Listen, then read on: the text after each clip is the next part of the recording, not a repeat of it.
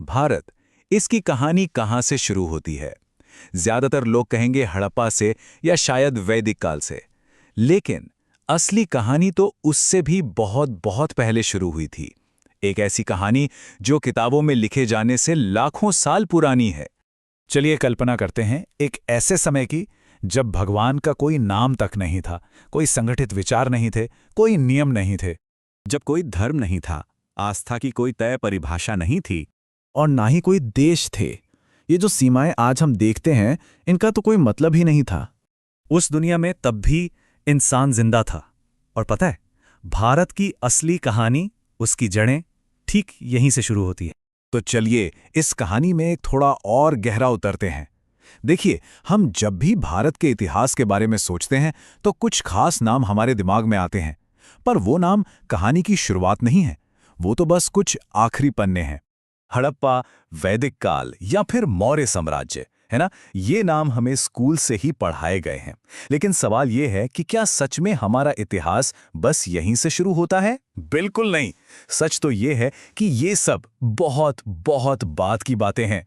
जरा इस टाइमलाइन को देखिए, ये बहुत कुछ साफ कर देती है। वो सारे बड़े बड़े नाम हड़प्पा, वैदिक काल, मौर्य, इस पूरी लाइन पर एक कोने में एक छोटी सी बिंदी जैसे हैं। असली कहानी वो तो इस विशाल खाली दिखने वाली जगह में छुपी है, वो हिस्सा जो हजारों नहीं बल्कि लाखों साल लंबा है। और इसी लंबे अनलिखे दौर को हम कहते हैं प्रागैतिहासिक भारत, यानी प्री हिस्टोरिक इंडिया। अब प्री हिस्टोरिक का मतलब ये नहीं कि यहां कुछ था ही नहीं। अरे बिल्कुल था। इंसान थे, उनकी जिंदगी थी, उनका संघर्ष था। बस एक चीज नहीं थी, लिखना। कोई किताब नहीं, कोई लेखक नहीं। तो अब सवाल ये उठता है कि अगर कुछ लिखा ही नहीं गया तो फिर हमें उस जमाने के बारे में पता कैसे चला? ये तो एक बहुत बड़ी पहेली है ना। अगर कुछ लिखा नहीं गया तो हम कुछ जानते कैसे हैं?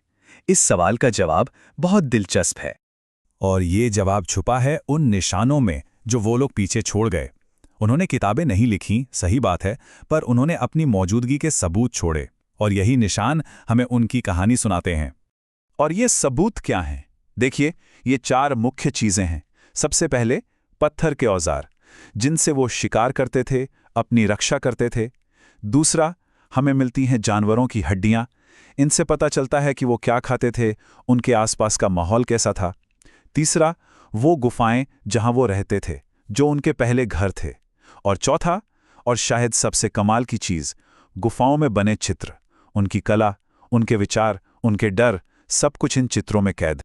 ये बिल्कुल एक जासूस के काम जैसा है ना? पुरातत्ववेत्ता इन्हीं सुरागों को, इन निशानों को एक एक करके जोड़ते हैं।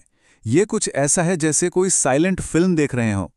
कोई डायलॉग नहीं है, कोई सबटाइटल नहीं है, लेकिन जो सामान है, जो हाव भाव हैं, जो औजार हैं, वो हमें पूरी कहानी साफ साफ बता देते हैं। ठीक है, तो ये सारे सबूत हमें मिल गए, पर इन सब का मतलब क्या है? ये हमें भारत के बारे में क्या बताते हैं? असल में ये हमें एक बहुत ही गहरी और जरूरी सच्चाई दिखाते हैं, हमारी सभ्यता की असली उम्र और उसकी जड़ों के बारे में। सबसे पहली और सबसे बड़ी बात, भारत में इंसानों की कहानी सिर्फ कुछ हजार साल पुरानी नहीं है। नहीं, ये कहानी लाखों साल पुरानी है। जरा सोचिए, एक ऐसा समय जब ये महान हिमालय भी अपना आज का रूप ले रहा था। ये इतनी पुरानी कहानी है। और इसका सीधा सा मतलब ये निकलता है कि भारत कोई खाली जमीन नहीं थी जिस पर सभ्यता अचानक कहीं बाहर से आकर बस गई हो। ये विचार कि हमारी सभ्यता इंपोर्टेड है, यहां आकर गलत साबित हो जाता है। और इसके सबूत हर जगह बिखरे पड़े हैं। दुनिया के कुछ सबसे पुराने इंसानी रास्ते यही भारत में पाए गए हैं। भीमबेटका जैसी जगहें हैं जहां हमें लगातार विकास के सबूत मिलते हैं। मतलब हजारों साल तक इंसान वही रहा और वही विकसित हुआ। इससे एक बात तो साफ हो जाती है कि यहां सभ्यता बाहर से नहीं आई, बल्कि इसी मिट्टी से, यही की परिस्थितियों में धीरे धीरे विकसित हुई। इसे समझने का एक बहुत अच्छा तरीका है ये जो कहा गया है कि भारत का इतिहास किसी गमले में लगे पौधे जैसा नहीं है जिसे कहीं और से लाकर यहां रख दिया गया। नहीं, ये तो एक विशाल बरगद के पेड़ की तरह है।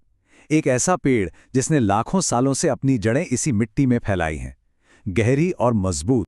तो ये तो हो गई इतिहास की बात, पर सवाल ये है कि ये सब जानना आज क्यों जरूरी है? राजाओं और साम्राज्यों से पहले की इस कहानी का आज के दौर में क्या मतलब है?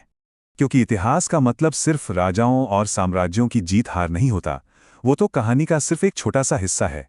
असली कहानी तो उन आम लोगों की है जो हर रोज भूख से, डर से और इस बदलती हुई दुनिया से लड़ रहे थे, सिर्फ जिंदा रहने के लिए।